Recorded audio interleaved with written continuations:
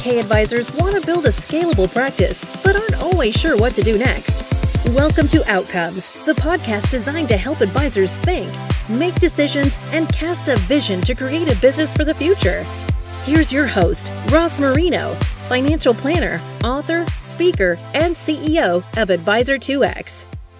Welcome to Outcomes, the podcast. Today, I am joined by Ronni Burns. She wears 3 hats. She's a professor at the Stern Business School of NYU. She's a consultant and she's a coach. The common denominator is they are all about effective and persuasive communication. Doesn't matter if you're talking to one person or if you're talking to a meeting or a large audience, it's all about effective and persuasive communication. Ronni, welcome to the show. Thank you so much, Ross. I'm delighted to be here. We all want to be effective and persuasive, whether I'm in person or whether I'm doing it by Zoom. Presenting is nerve-wracking and challenging enough, but now I think it's even harder because we've transitioned, at least for the time being, to online. Now, based on our conversation, I know there's some similarities, and I also know there's some differences between online and in person. Can you start by talking about the similarities? You know, I'm so glad you asked that because I'm sure many of your advisors are wonderful face-to-face and they've migrated nicely to online as well. But it's so important to know that the basics you still own. So you need to always know your audience. You need to tailor what you say and how you say it. And of course, this may change whether you're talking to participants, plan sponsors, investment committees, or an enrollment meeting. It's most important to think about the audience. I would also say in your preparation, have an objective. If you did a perfect job with your presentation, how would they feel? What would they think? And most importantly, what action would they take? So what would they do differently? And I always stress it's about what's in it for them. And most people fall into the trap of starting off with, what do I want to say? Rather than asking the question, how will the audience receive what I have to say? What do they need to hear? What do they need to know at their level? Of course, we need to understand and know our products and services.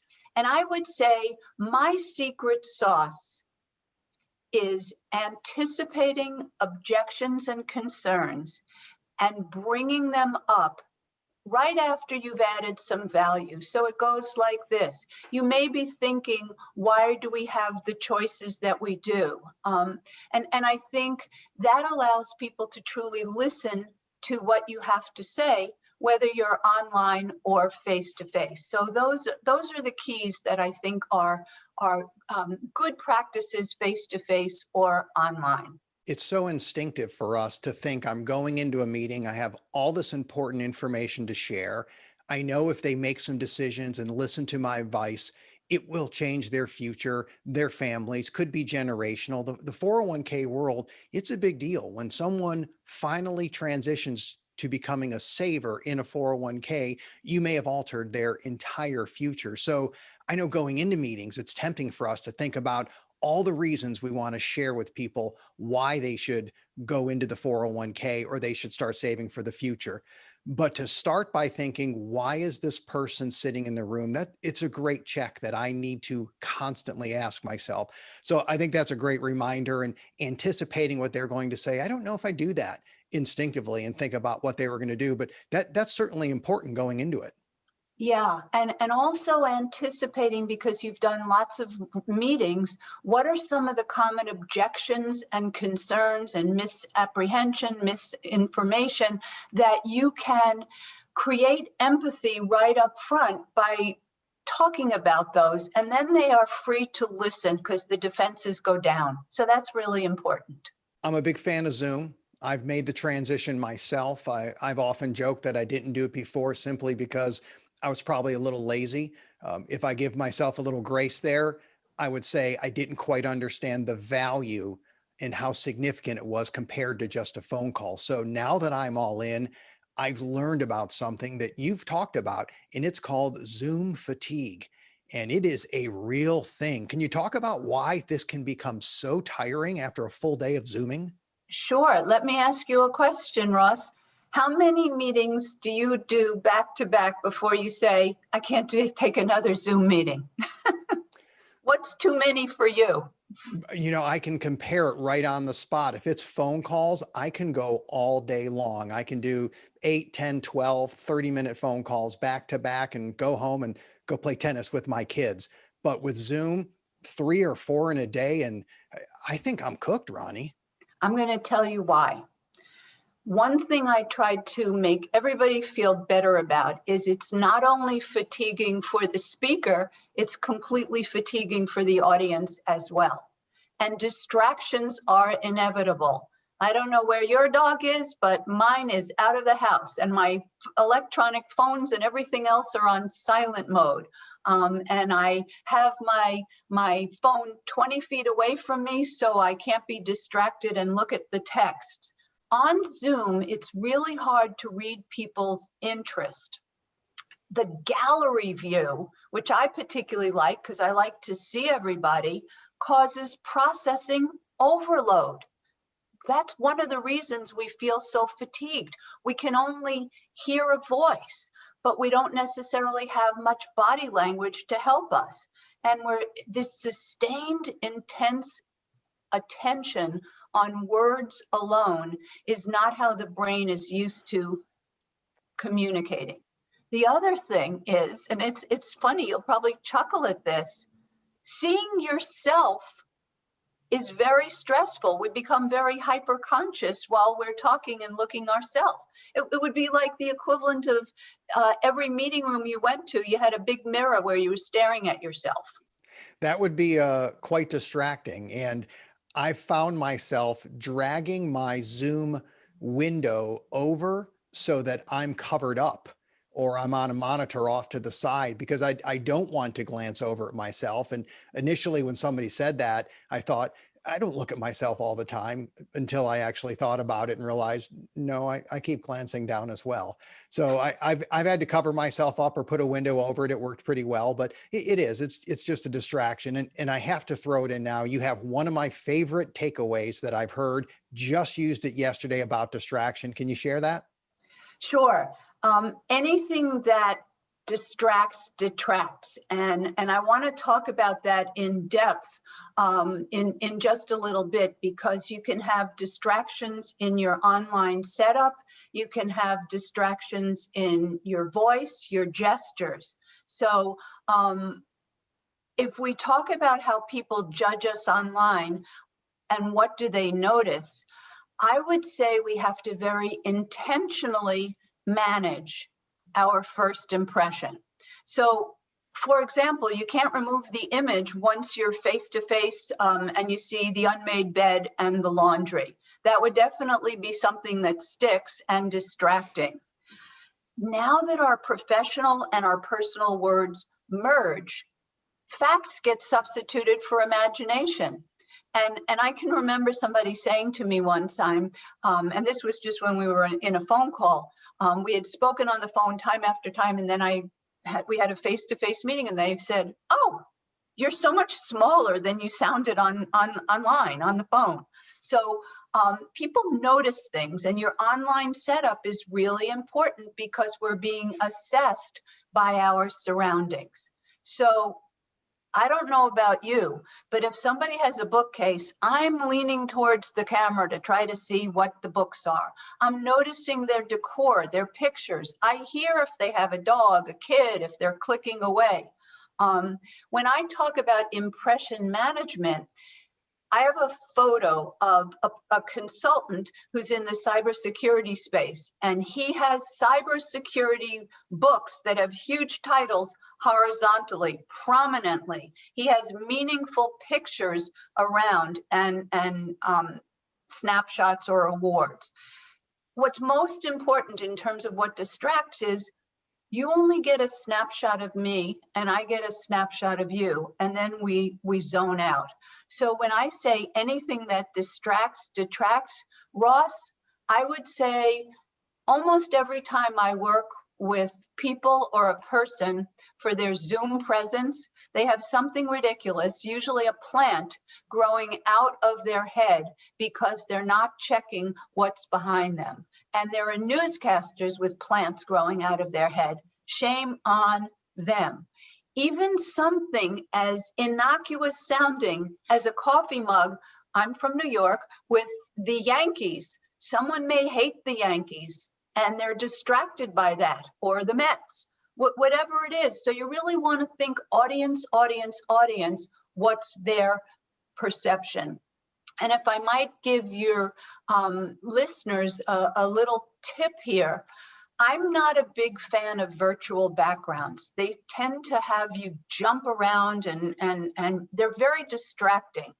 For less than $80, Wayfair, and I don't get a commission, Wayfair.com sells screens that are lightweight, portable, and fold up. And if you don't have a great background, rather than use a virtual one, I would suggest a screen. We started using the virtual, and I found that green tint and the green halo was something you just couldn't get away from. Now, part of that is the little bit of hair I do have, I just buzz off anyway. So I have this wonderful Martian glow that we spent a little bit of time trying to figure out what can we do around that.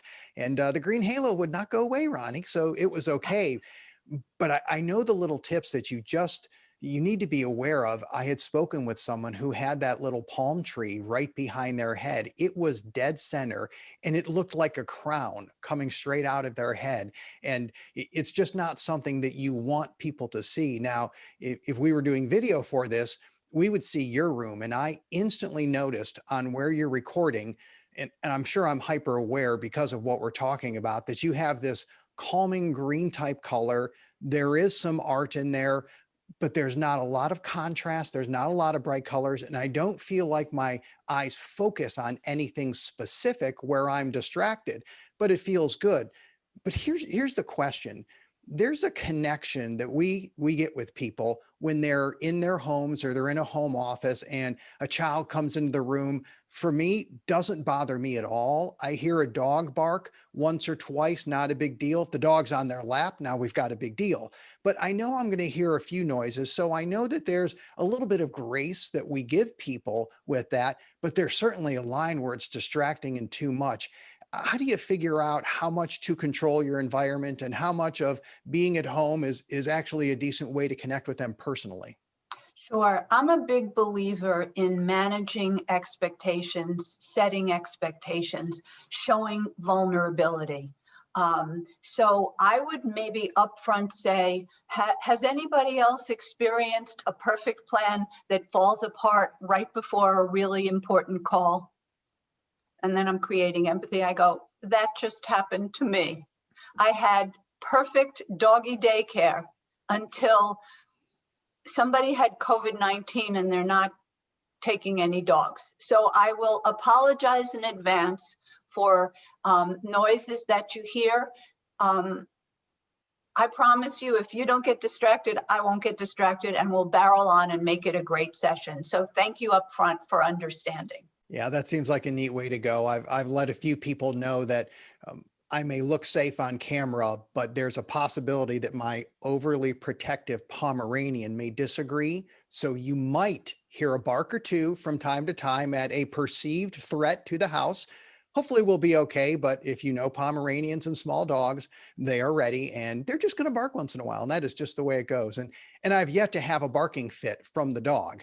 But you never know, it's going to pop up there. But managing expectations seems like a great way to approach that. So how about setting up the shot? So I've talked about how your shot I think is great, and I understand the calmness and it doesn't distract. So anything else with setting up the shot that I should be aware of?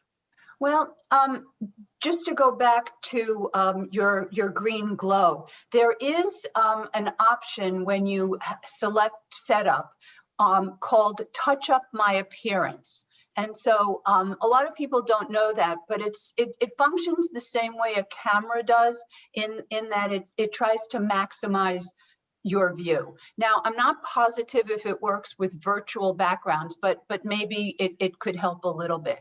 I also think the reason, and thank you so much for your kind words about my setup, is because I happen to have a huge window behind my camera. And if you're using lighting, whether it's a ring light or a lamp, it should be behind your camera and at about eye level. So I think lighting is really important. Also, I would recommend that everybody takes a look at their video recording and focuses on what people see. And my guess is you'll see that there's a plant behind you, or that you're very in the middle of one bookcase, but it looks very asymmetrical, and the eye looks for symmetry. I think it's also important to consider what you wear. The colors clothes are part of the prep. The colors that you choose should take into consideration your background as well as the color of your chair. So I've seen people with black chairs wearing black sweaters, and they look 4 times the size if the chair is larger than they are. I also think it's important in terms of your preparation and the overall impression is to dress one level more formal than your audience. And that has a wide range on Zoom. So I'm sure we've all seen it all. But also it's important to understand what colors look best. And now I'm going to give you a quiz, and your listeners a quiz too. What color looks well on everybody, regardless of gender, age, or ethnicity? Do you have a guess? Only because we've spoken previously, and the first time we spoke, you said, oh, look, you have a pink shirt on. That's great. So I'm going with pink. You got it. So remember that. What your audience is forming is a first impression. And what you're looking to do is to establish a connection. They're subconsciously assessing your presence. And you know what? The first thing they do is see you. And that's a predominant sense. Then they hear you, and we can talk about voice in a little bit. And only third do they consider the information that you're talking about. So there are gates that you have to get through. And the first one is how you look. Second one is how you sound. And the third one is what you have to say. How about we work backwards from that? So I want to start with what you have to say. You had mentioned that people need to go, or most people you work with need to go on a word diet. Now, I understand a food diet. I think it's pretty straightforward. Less carbs, more protein, healthy fats. I get that. I don't need a big book on it. I like to read on it, but actually just less carbs. I'm probably going to be in really good shape from that. But a word diet, I'm not really sure the words that I have to cut out. What am I doing with my words that I really need to cut back on, or what should I be adding? Sure, thank you. I don't know how to own the phrase word diet, but it's one of those things where I know I invented it. Probably lots of other people have too, but I feel like it's my contribution. So the word diet actually came to mind for me when I saw endless presentations, PowerPoint presentations with words. And when you look at a PowerPoint presentation with a lot of words, you are calculating how soon you're going to tune out and go check your messages. So the word diet concept originally started for me by looking at really bad PowerPoint slides where I'd really would take out a lot of the words and I'd use images and pictures and use the real estate of the slide very well, which is the header, the title, and that should have a question or something provocative, an assertion, rather than just wasting the space. So I think, and of course, less is more. People's attention span on Zoom is much shorter. So you want to make sure that you're having some interaction. You're asking a question, even if it's a rhetorical question, to break up endless talking. Maybe use the chat function. Does that make sense? Use the up, down, like buttons, just to force yourself to have fewer words and more pauses and more breaths. I think I remember a Mark Twain quote that read something like, I would have written a shorter letter if I had time.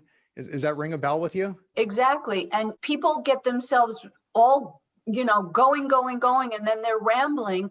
Online, we're just not going to focus to that. You really have to. And then I want to talk a little next about gestures, because your gestures need to go with your words. And that was going to be my next question, because I know I talk with my hands, part of being an Italian from Cleveland. We talk a lot with our hands, and nobody's going to see my hands because they're mostly just looking at chest up and seeing my head. But when I mentioned that to you, that it probably doesn't matter anyway, you said, well, I wouldn't say that because that's part of how you communicate.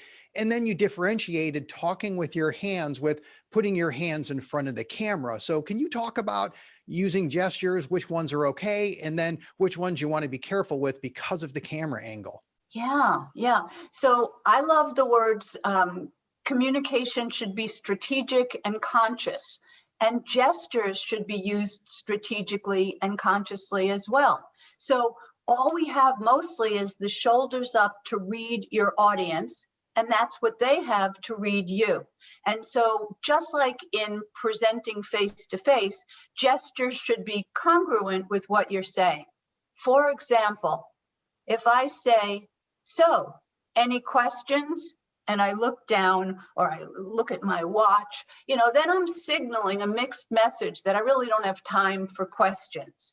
You also want to pay attention to movements to the face. So if I'm in gallery view with my audience and a lot of them start putting their hand over their mouth or scratching their eye or extraneous movement to the face, and the way I remember this, Ross, is the three monkeys: see no evil, hear no evil, speak no evil.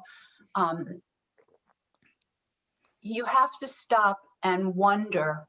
These are classic signs of, I don't understand, I'm confused, I'm not with you. So as a kid, we would put our hands over our eyes when we didn't want to see something, and now we're adults, but it's the extraneous movement, especially if you see it in more than one person, where you stop and you say, does that make sense? I'm going to say this a different way. So we know that gestures look different online. When you put your hands right at the camera, and I've worked with CEOs and very senior people who forget that, and they kind of look like Godzilla. Or if you move really fast, again, it's just a snapshot that people are looking at. You look really nervous. So what I'd like you to do now, and the audience who's listening, I'd like you to put your palms up. Put your palms up. That is a welcoming gesture. Hello, it's lovely to be here today. Now I'd like you to put your hand in a karate chop. That is a firm, could be an aggressive gesture. So be careful when you use it. But of course you may, if you're talking about the benefits of a 401k, you might want to count on your fingers or enumerate or the process of enrollment. Now I'd like you to put one finger up, your pointer finger. Sorry, I should be specific, right? This signals, but most important, what you don't want to do, and take that finger that's up, that forefinger, and point it. That's what we call the admonishing forefinger. And listen to my voice. It's staccato, and I'm pointing my finger. That is incredibly unfriendly, both face-to-face and especially on Zoom. And I think the most important thing to remember, and it's not intuitive, is that your voice changes when you gesture, even if they can't see the gesture. So your shoulders move, your neck moves, your head moves. And I think that's really important. So don't cut out your gestures online, just keep them at the height of, let's say, your waist. And sometimes they'll be actually on camera, and sometimes just the momentum of making the gesture will change your voice. So, and this is kind of a nuance, but I've seen it enough times. Not everybody has their camera and their Zoom set up in the same way. So it varies. And sometimes there's a left-right and a right-left. We used to talk about face-to-face, the past with our left hand and the future with our right hand. But if your camera is set up not to mirror you, it's backwards. And I know that sounds a little confusing, but you can easily play with it and figure out what I mean. So I know we talk about past and future, and what I'm talking about is using towards you for the past and away from you to signal the future rather than left and right. I also would ask your audience to view themselves and take a look at what their resting face looks like. The resting face is really important. Is it symmetrical? Is it smiling? Is it scowling? Is it looking down so we see the top of your head? So it's important to take a look at that. Those are all great tips.